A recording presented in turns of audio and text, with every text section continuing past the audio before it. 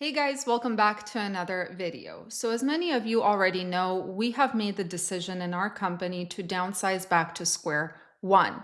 And the reason for this is not necessarily the expense side. The expenses are more or less easy to manage. It's more of the income side. And you will see exactly what I mean when we start looking at the data for the market this week. So let's go ahead and look at what's happening in the market, what's happening with volumes, rejections, diesel prices, and capacity, and then we'll go into detail to see how dry vans, flatbeds, and reefers are affected on the spot market, as well as the relatively better places to stick to if you have any of these three equipment types. Ready? Let's go!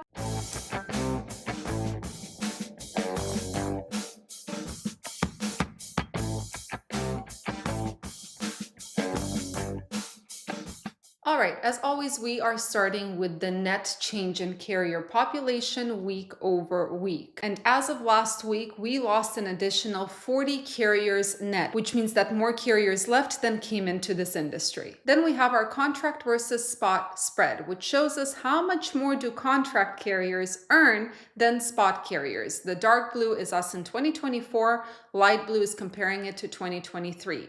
The higher this line is, the smaller the gap between what contract carriers get paid and what spot carriers get paid. And as you can see, it has been trending up. Currently, contract carriers are earning on average 56 cents per mile more than the spot market. Now on to volumes in the general freight market. The white line is us in 2024, blue is 2023. And what we can see is that volumes have not been following the 2023 pattern and have actually been going down week over week, although there is a slight uptick as of a few days ago. The question is, what is happening with those rejections? Again, we're comparing 2024 to 2023. And as you can see, rejections, they did shoot up there, but since then they have fallen and they keep on trending down. Currently, rejections are at 4.4%. Last but not least, let's talk about those diesel prices. And what we can see, according to truck stops, actual truck stops, diesel prices have been going down, but as of a few days ago, they did see a small uptick, and currently diesel is on average $3.76 per gallon. Now let's talk about equipment specifics. This data is from FTR Intel.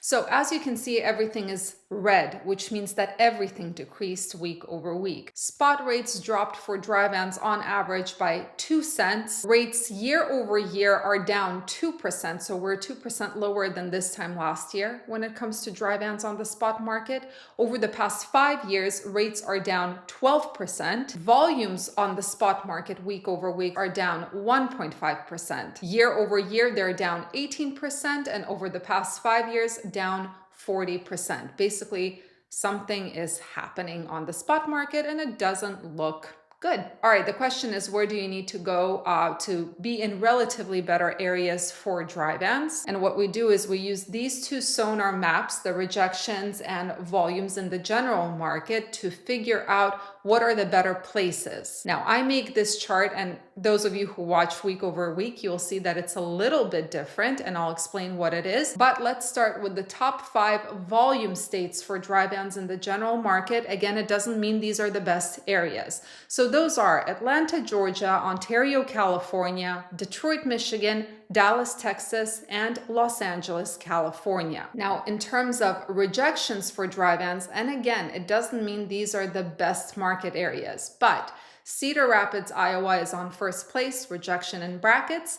Green Bay, Wisconsin, Des Moines, Iowa, Sioux Falls, South Dakota, and Dubuque, Iowa. Now, putting volumes and rejections together, we get the top 5 where more contract freight ends up on the spot market, therefore increasing those spot market rates, right? So those places are Ontario, California, Los Angeles, California, Houston, Texas, Dallas, Texas, and Green Bay, Wisconsin.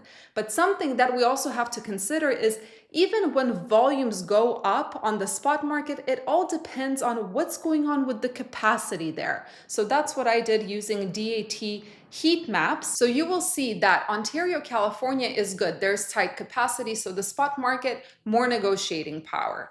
Los Angeles and Houston, well, Los Angeles is good. Houston is also good, but it's surrounded by areas where there are too many trucks, so they're going to be deadheading.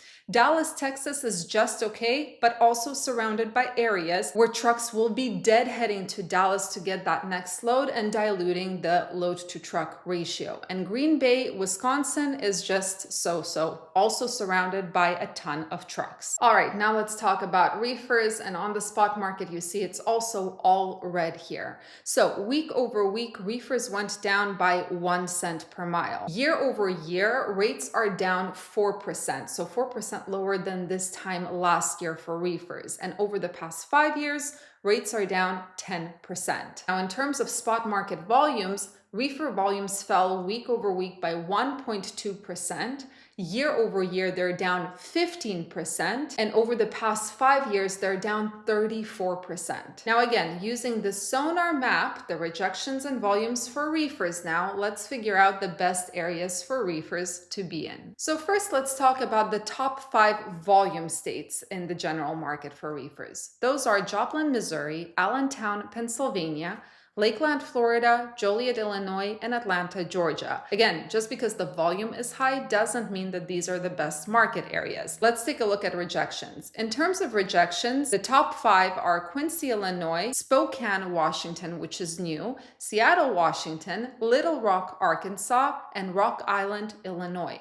Now, putting volumes and rejections together, we can see that more contract freight comes to the spot market in Joplin, Missouri, Joliet, Illinois, Chicago, Illinois, Fort Worth, Texas, and Atlanta, Georgia. Now, again, we're trying to figure out on the spot market, where are there more loads than trucks, right? Because this trickling down to the spot market will mean nothing if there is overcapacity in that market. So you can see here, Joplin, Missouri is just okay. You can still negotiate. Joliet, Illinois is bad. There's overcapacity there. So negotiating a higher rate will be difficult. Chicago, Illinois is okay. Fort Worth, Texas is good. It's really good. But the problem is it's also surrounded by areas where trucks will be deadheading from because there's not enough volume. And Atlanta, Georgia is the worst, regardless of the fact that more loads from the contract market go to the spot market in Atlanta, Georgia. There's just overcapacity on the spot market. Last but not least, we have our flatbeds on the spot market, and almost everything is red except for the volumes year over year. So week over week, we saw a decrease of 3 cents per mile for the flatbed. Year over year, the rates are down 1%, and over the past 5 years, they're down 6%. In terms of volumes week over week, they are down 2.7% for flatbeds on the spot market. However, year over year, flatbed loads are actually 11% higher than this time last year. But over the past 5 years, loads are down 40%. Now, again, unfortunately, I do not have sonar maps and those really cool maps to show you for flatbeds, but I make my own using TruckStop.